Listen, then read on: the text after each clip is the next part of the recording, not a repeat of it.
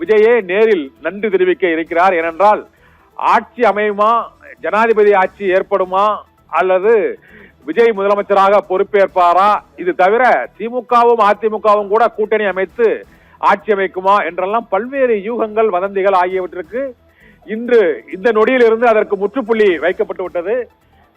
விடுதலை சிறுத்தைகள் கட்சியின் ஆதரவு கடிதமும் பெறப்பட்டு விட்டால் அங்கு நம்பிக்கை வாக்கெடுப்பு நடத்த வேண்டிய ஒரு அவசியம் இல்லை. ஏனால் அறுதி பெரும்பான்மைக்கு தேவை 118 சட்டமன்ற உறுப்பினர்களின் ஆதரவு. அந்த 118 சட்டமன்ற உறுப்பினர்களின் ஆதரவு கடிதத்தோடு ஆளுநர் ராஜேந்திர விஸ்வநாத் அர்லேக்கரை இன்னும் சற்று நேரத்தில் ஜோசப் விஜய் நேரில் சந்தித்து அந்த கடிதத்தை வழங்க இருக்கிறார். இதை தொடர்ந்து திமுக அதிமுக அல்லாத ஒரு புதிய முதலமைச்சரை தமிழகம் முதல் முறையாக தேர்ந்தெடுத்திருக்கிறது. தமிழக வெற்றி கழகத்தின் வேட்பாளர்களுக்கு முகம் தெரியாமல் அவர்கள் விசில் சின்னத்திற்கு ஜாதி மத பேதமற்று அனைத்து தரப்பினரும், இளைஞர்கள், பெண்கள் மற்றும் நடுத்தர வயதினர் உள்ளிட்ட பல்வேறு தரப்பினரும் அந்த தொகுதியே தெரியாத வேட்பாளர்களுக்கும், வேட்பாளர்கள் இந்த தொகுதியில் போட்டியிடுகிறார்கள் என்பதை அறியாமலும் வாக்காளர்கள் கண்மூடித்தனமாக அந்த வாக்களித்து இந்த மிகப்பெரும் ஒரு வெற்றியை தமிழக வெற்றி கழக தலைவர் ஜோசப் விஜய்க்கு வழங்கி இருக்கிறார்கள். இதைத் தொடர்ந்து தமிழகத்தின் முதலமைச்சராக விசில் புரட்சியின் மூலமாக ஜோசப் விஜய் நாளை முதலமைச்சராக பதவியேற்பதற்கான வாய்ப்பு இருக்கிறது என தகவல்கள் வெளியாகி இருக்கின்றன.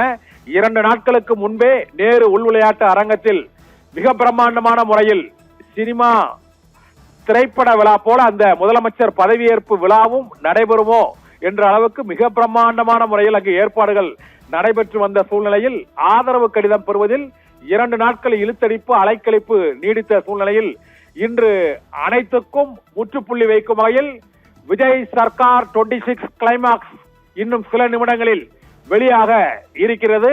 ஆளுநர் அர்லேக்கர் ஆட்சி அமைக்க அழைப்பு விடுக்கிறார். நாளை முதல் தமிழகத்தில் விஜய் சர்க்கார் 26, நாளை முதல் புதிய ஆட்சி மலரும் என விஜய் ரசிகர்கள் ஆவலோடு எதிர்பார்த்து காத்திருக்கிறார்கள். தமிழக வெற்றி கழகத்திற்கு ஜாதி மத பேதமற்று சென்னை முதல் கன்னியாகுமரி வரை பேருந்துகளிலும் விமானங்களிலும் ரயில்களிலும் சென்று உணர்வு பெருக்கோடு மாற்றத்திற்காக வாக்களித்த அவர்களின் எதிர்பார்ப்பு நாளை பூர்த்தியாகும் என எதிர்பார்க்கப்படுகிறது. நாளை முதல் ஜோசப் விஜய் தமிழகத்தின் முதலமைச்சராக பொறுப்பேற்பார். அவருக்கு ஆளுநர் அர்லேக்கர் பதவி பிரமாணமும் ரகசிய காப்பு பிரமாணமும் செய்து வைப்பார் என எதிர்பார்க்கப்படுகிறது. ஆதரவளித்த 3 தலைவர்களுக்கும் சிபிஎம் கட்சியின் மாநில செயலாளர் பே சண்முகம், இந்திய கம்யூனிஸ்ட் கட்சியின் மாநில செயலாளர் மு வீரபாண்டியன் மற்றும் விடுதலை சிறுத்தைகள் கட்சியின் தலைவர் தொல் திருமாவளவன் ஆகிய 3 பேரும் இன்னும் சற்று நேரத்தில் விஜய் முதலமைச்சராக ஆவதற்கான அந்த ஆதரவை அளிக்கப் போவதாக அதிகாரபூர்வமாக பேட்டியாக செய்தியாளர் சந்திப்பாக அறிவிக்கப் போவதாக தெரிகிறது. அதே நேரத்தில் ஆளுநரை சந்தித்த கையோடு விஜய் நேரில் வந்து இந்த 3 தலைவர்களுக்கும் நன்றி தெரிவிப்பார்கள் என எதிர்பார்க்கப்படுகிறது.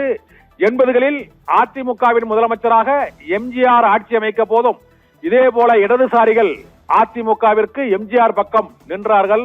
அதே போல எம்ஜிஆரையும் விஞ்சி நிற்கும் வகையில் 34%, எம்ஜிஆர் 33% வாக்குகளை பெற்ற சூழ்நிலையில் எம்ஜிஆரை தாண்டி தமிழகத்தில் எம்ஜிஆர் ஒருவர்தான் திரைத்துறையிலிருந்து முதலமைச்சர் ஆவார், முதலமைச்சரான அந்த சாதனை முறியடிக்கப்படாது என்று கூறப்பட்ட நிலையில் எம்ஜிஆர் சாதனையையும் முறியடித்து எம்ஜிஆர் தொடங்கிய அதிமுக கட்சியையும் 3வது இடத்திற்கு தள்ளி திமுகவை பவளவளா பாப்பா, பல்லாங்குடி பாப்பா என்று திமுகவையும் அதிமுகவையும் மிக கடுமையாக விமர்சித்து மக்களின் ஆதரவை ஏகோபித்த முறையில் பெற்ற அந்த விஜயின்